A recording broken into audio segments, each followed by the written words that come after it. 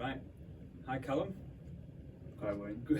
Good to see you for attempt number 2 of a little chat about sort of the work you do, your book, sort of the work we do, and how there's a lot of crossover between what we do and sort of our core values, I suppose, and what we're trying to achieve. Yeah. So to sort of start things off, do you want to sort of tell us a bit about yourself and your background, particularly in terms of employment? Yeah, so what I'll firstly say is thank you for having me on again.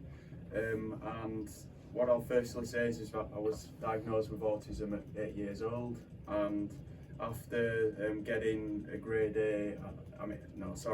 B in my A levels, and then coming out with a first class honours degree in university, I went into employment, and I only lasted there for 3 weeks because, as you can probably tell, it was quite a bad experience from my side. So basically, to put it into short, my manager didn't make the necessary adjustments for me in terms of helping me to familiarise myself with the role that I was required to do to help the company become a success.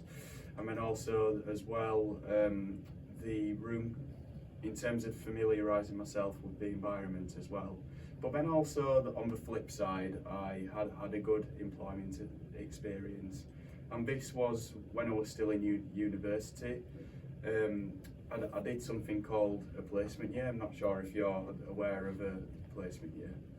Yeah, but you can What a placement year is, yeah. So a placement year is an option that some university degrees offer, and that is where you can go out into a company that is relevant to the field of your studies, and then be in a role for 16 months essentially. It was a good experience because they did the reverse, compared to the employer that gave me the bad experience, where they gave me time to process the new environment, and also they gave me extensive training in the role that I was chosen for. And yeah, it all made the difference, really, to be honest with you. Do you want me to go into more specifics, or is that good? That's really good, but we can get into specifics as well. Yeah, absolutely. Yeah, okay. So one area that really helped me was we did these morning meetings from time to time, where each team member shared how they'd progressed, maybe from the previous day before, or from within the week in general. And that really helped me to see that there was a real team spirit there. And in terms of, because I struggle to know when to get a word in edgeways from time to time, if it's in a group discussion, and they came up with the brilliant idea of maybe getting a ball from somewhere and then passing it along to each other, so then everyone got a turn in terms of having a say. So it just felt a lot more relaxed, the experience, to put it in short, whereas I could really sense from the other company that it was a real high pressure environment, and yeah, it wasn't really geared up for myself, who suffers from time anxiety. Yeah, I think, see, that really does speak a lot to sort of what we try and do as well. So we want to work with the employer, to create this environment or culture that is suitable for, we work primarily with adults with learning disabilities. Yeah. So often the struggles are the same. So it is about finding that right culture that fits with, or that an individual can thrive in, I suppose. In terms of your bad experience though, did that ever make you feel like, or put you off work almost, or make you not want to work ever? It did. So I felt like I didn't want to have an employer afterwards. I felt like I wanted to take charge of my own schedule and take charge of the tasks that I wanted to do as well. Yeah. And it made me feel like I didn't want to have a line manager again. Yeah. See, so that could be quite a common thing, I imagine, for autistic people. That if they get an experience like that, it's going to put people off work, isn't it? Exactly. Yeah. I mean, so from both them experiences, did that lead you to you setting up your own business?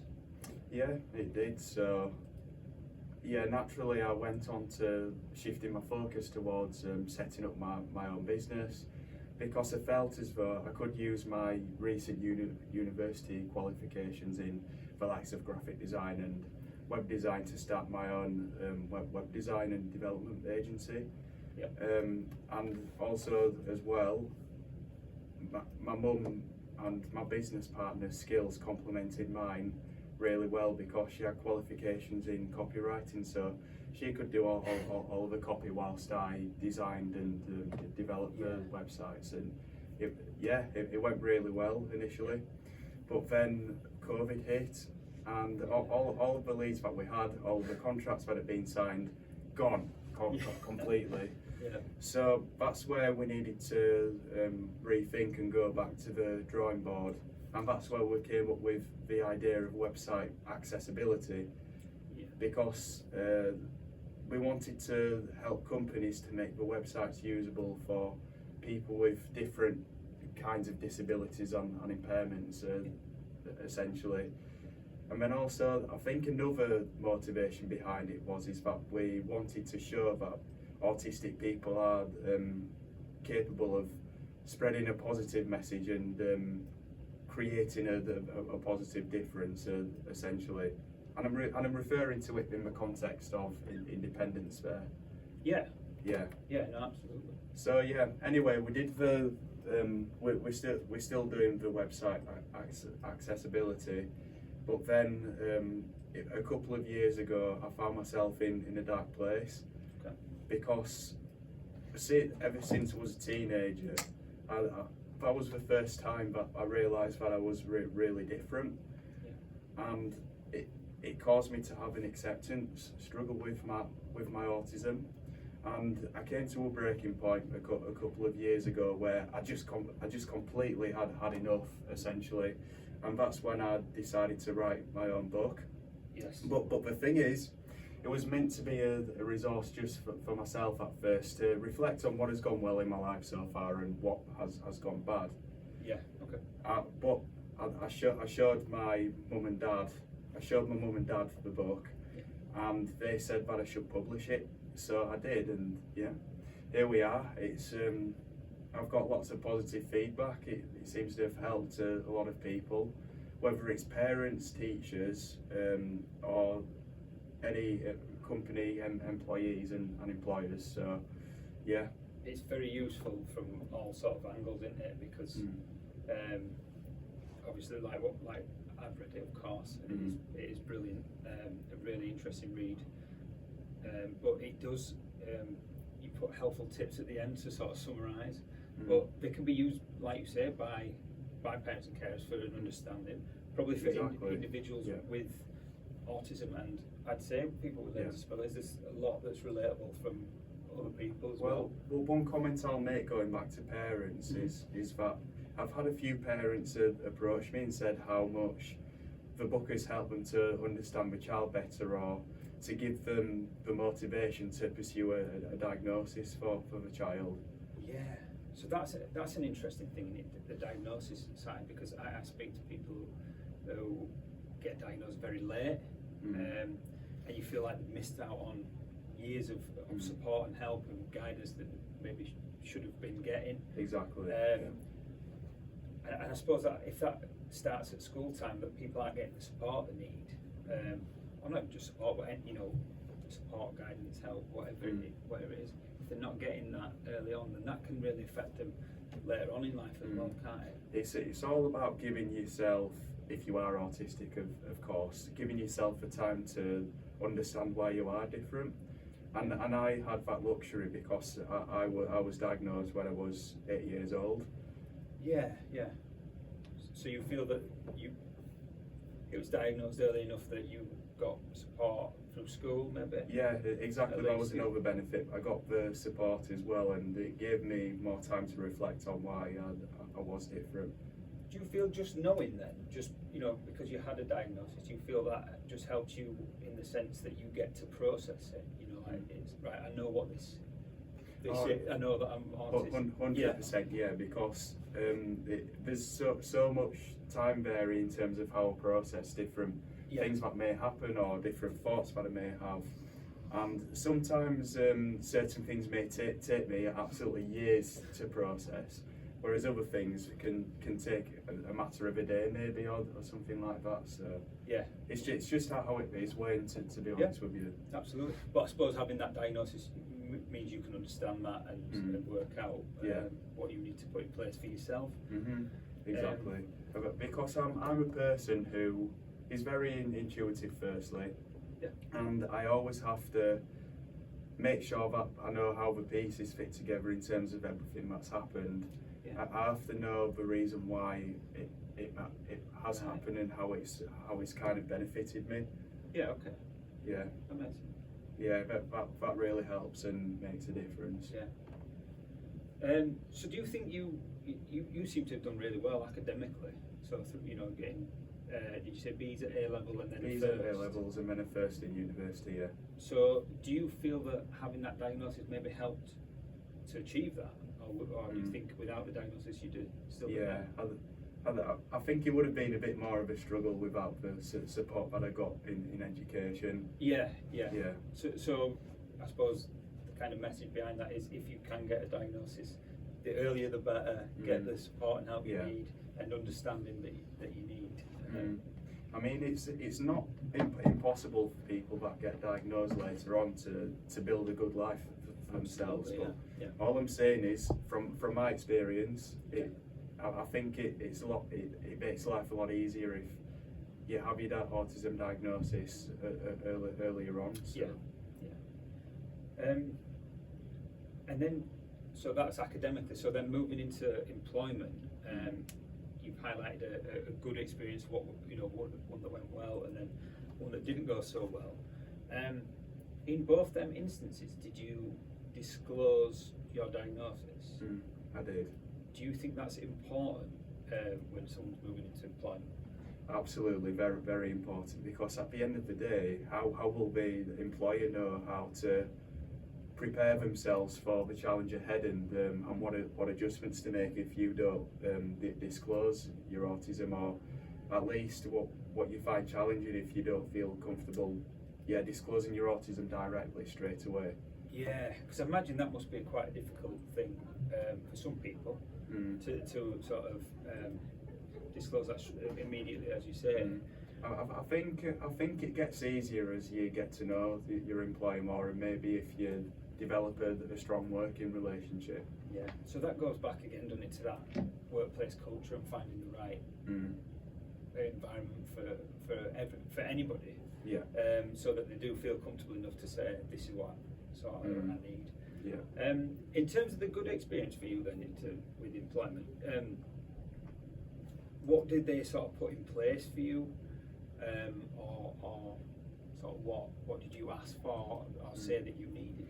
So even before I went in for my first day, I asked for two things. So firstly, a screenshot of the Google Maps directions from my house to the premises, which really helped. Yeah. And then also as well a picture of the car park, which removed the fear of the unknown straight away. Because one thing that I struggle with is if I can't see what the environment looks like, it makes me think of all sorts of questions in my head. For example, how difficult is the parking? What will the roads be like? Getting to that location, and but those are just two examples of the sorts of things that I think about. But that's such a simple solution, isn't it, to put you at ease, or getting there for your first day, to send directions and sort of like you said, that's so simple. No, it was absolutely fantastic, and I think one thing that's important to note here is that the employer had a son who was also autistic as well. Right. So he had a good idea of the different adjustments that autistic people maybe need. Yeah. Yeah, Mm. and that again, that's really important, Mm. I think.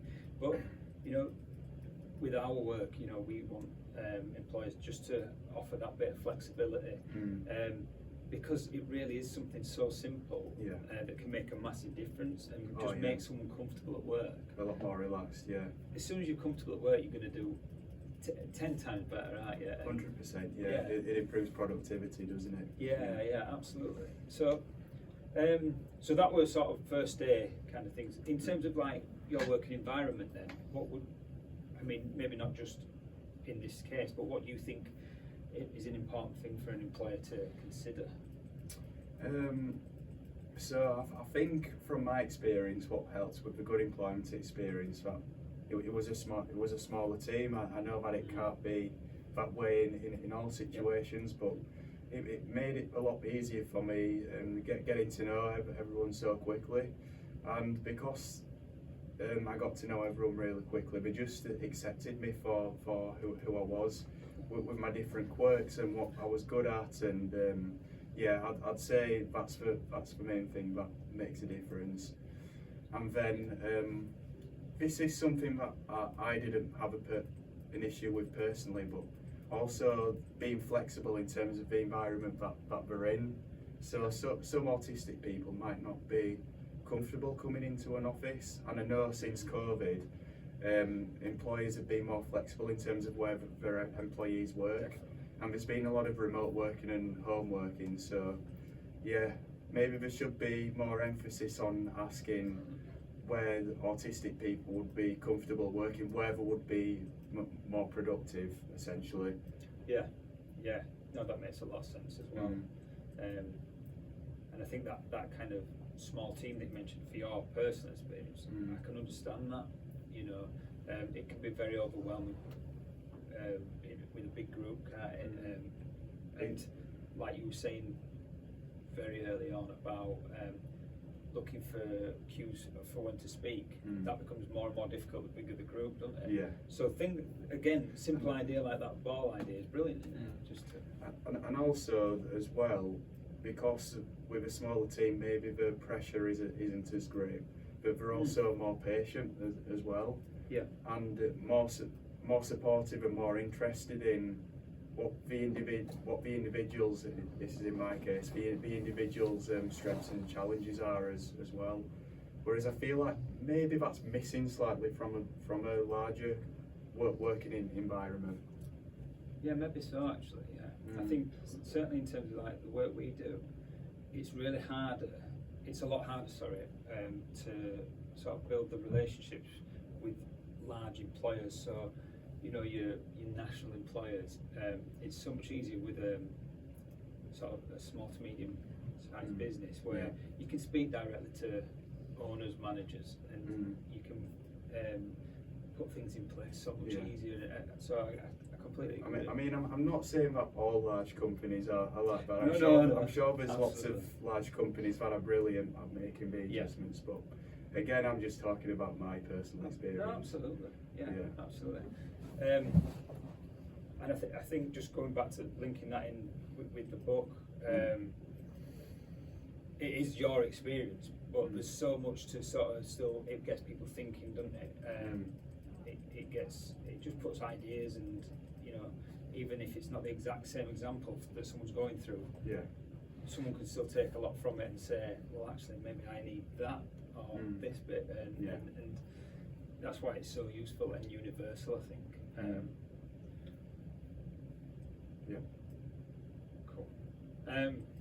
So one of the things I think we've alluded to quite a lot is sort of what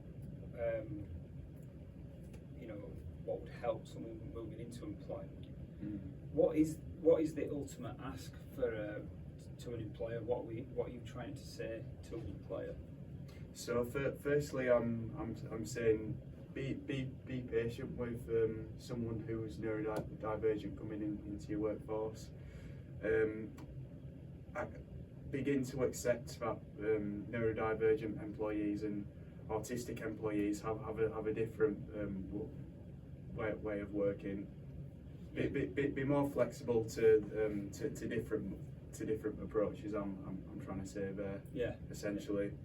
Then this one is a bit more specific in terms of what you could do, but if the person isn't comfortable in disclosing their autism and being neurodivergent, if you notice that they're struggling in a certain area, ask them about it, because then that could strike up a conversation about that, and then who knows, but it may allow them to open up about their autism and to feel a lot more relaxed with you. So yeah. And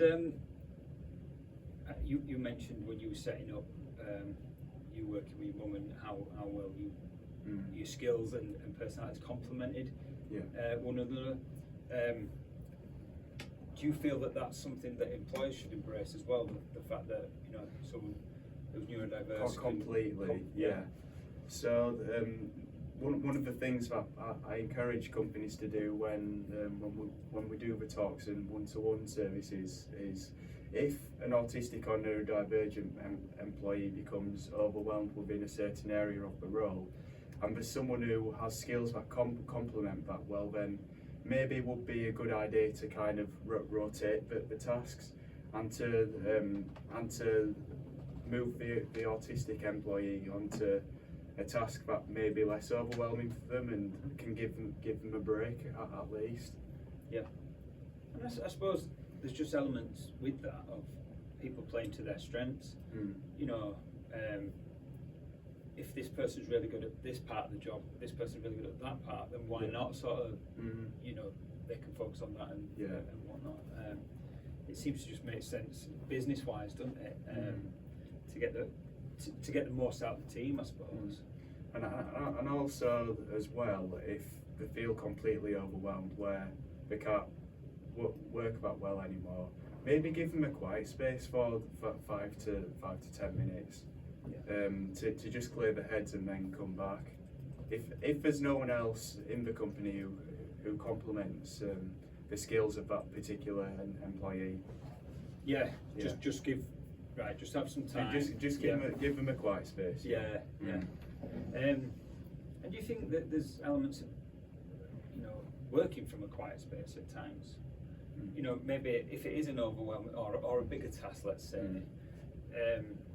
Taking yourself away from the office space, or and having a quiet room to have half an hour to focus on the task. That can make a massive difference, because from my experience, I have a condition called misophonia, which means that I can be sensitive to the likes of keyboard noises, eating noises, for example, and it can make me agitated and it can distract me from a task.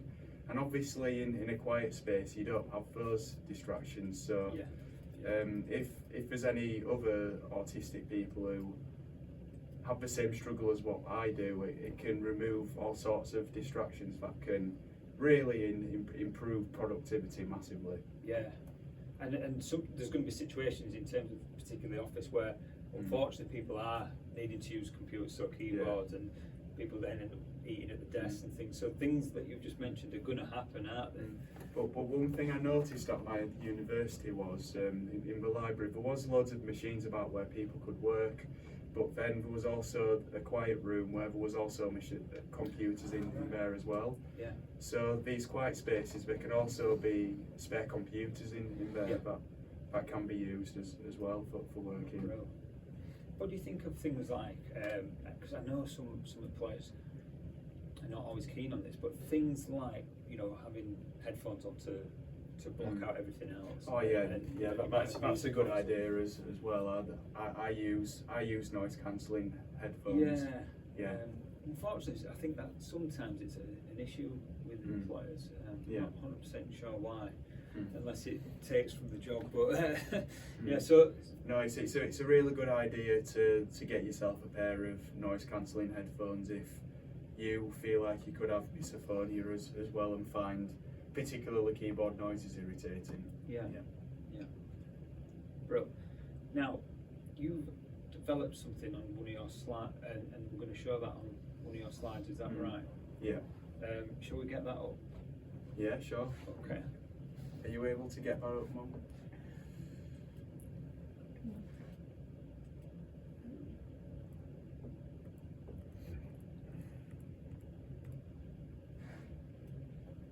Okay, so yeah, do you want to just introduce it and then explain it? Yeah, so this is the Eufinity effect, and it's a concept that me and my business partner and mum have developed, where it describes how a certain trigger can affect both an autistic employee and an employer at the same time. And I'll go through the autistic person's kind of cycle a bit as well. So an autistic person can start being calm and functioning, and then all of a sudden a trigger happens, like the keyboard noises or heating noises that we've talked about, or anything else, and then this leads to them feeling frustration or anger, and it leads them to go into a downward spiral, which then eventually goes towards the autistic person having a meltdown or shutdown. And are you aware of what meltdowns and shutdowns are? I am, but please do explain. Yeah. So both concepts are where an autistic person loses control of their emotions, but it's their reaction that's very different. Yeah. So with a meltdown, the autistic person shows their frustration and anger outwardly, so it's visible, and it can be easily mistaken for a tantrum. Yes. However, obviously a tantrum is a form of manipulation, where as soon as the person in question gets the way, the tantrum ends. Whereas there's no definite time for when a meltdown could end, essentially. Yeah. And the same goes for a shutdown. However, the person goes more inward into themselves. Yeah. And they feel a whole air of negativity, and everything that happens afterwards, they feel like could have a negative outcome. Yeah. And a shutdown really affects the way that you do the things that you have to do next, or it can affect your coordination, whatever. But what's more important to illustrate here is that the person's state goes more inward. Yeah.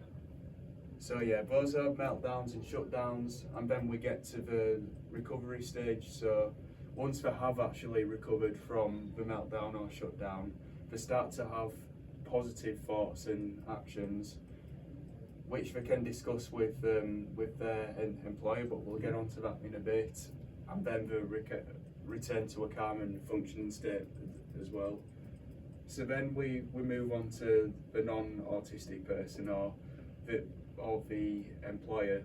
Yeah. And the calm, they can see that they're doing good work with the autistic person, and then the trigger happens and they don't know what's going on, so they feel an element of frustration, helplessness or panic, because from their side of things they're just there to support the autistic employee. And what they have to do then is, when the meltdown and shutdown is happening, they have to be patient or wait. And then this moves on to the recovery stage, where they have a positive mindset again, and they're there to support the autistic person when they have the positive thoughts and actions, and just be there as a sounding board, and be someone who, if the autistic person needs to seek validation from, they're there to guide them towards being calm and functioning again. And from the employer side, they're calm again, and they can see that they've done even better work, so they'll feel as though it's a lot more rewarding. And one final point that I'll mention is, we call it the Eufinity effect, because the most important part is finity. This is not an issue that can be addressed one time and then we'll move on. It's something that has to be managed. Yeah. And the U in there, it's basically where it's shaped like a U, but it goes like a graph that fluctuates quite a lot. Yeah. But it gets shallower and shallower as as the working relationship strengthens. So Of yeah, course, yeah. I hope that's given you a good explanation of what the Youfinity effect is. Absolutely. I do have a question though. In terms of the meltdown or shutdown sort of part of this, is it just a case generally of waiting and being patient? Yeah. There's maybe not a lot else that can be done?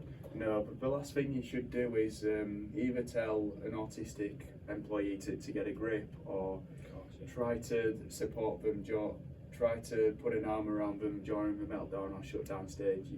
You just need to leave them in their own space, Right. and they'll eventually return to a calm state in their own time. Right. And then that's when you can discuss what has gone on.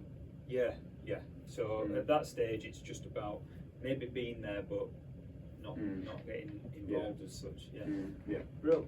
It's really interesting way of showing or highlighting this in it. And I like what you say about that these views get shallower and shallower, because I suppose the autistic person feels more comfortable in the environment the more they're there, and the more they develop the relationship. But equally,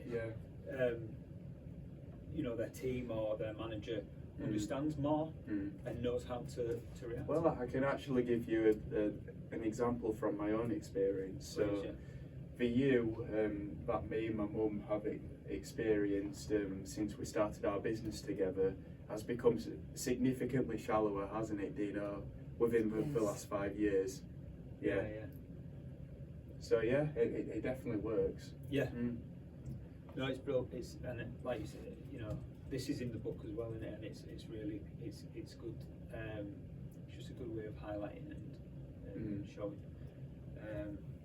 what goes on and how to get out of it and how to improve that relationship. Exactly, and I think it's so important when you form a concept in your head of what's going on, because then it becomes a lot easier to manage it all. Yeah, and I think quite often as well, people it might be difficult to explain, but with that with the diagram and an explanation alongside of it, that really it makes it clear, doesn't it? What you're trying to say. Yeah. So that's really good. Brill. Do you have any final message or final thing you want to say? Yeah, so my motto is to start believing that your difference is your strength. I believe that autistic employees and employees should work together as a team to get the best out of each other and form a strong working relationship. I feel like the autistic employee needs to start taking a reflective approach to life, and to take accountability for what goes good and what doesn't. I feel like the employer needs to open the mind and start accepting that there is a different way to achieve an aim or objective that a company is trying to achieve. And finally, being different shouldn't be seen as a liability that can hinder someone or a company. It should be seen as a strength that can significantly improve productivity. Absolutely. So yeah. Great. Thank you, Callum. Thank you, Wayne.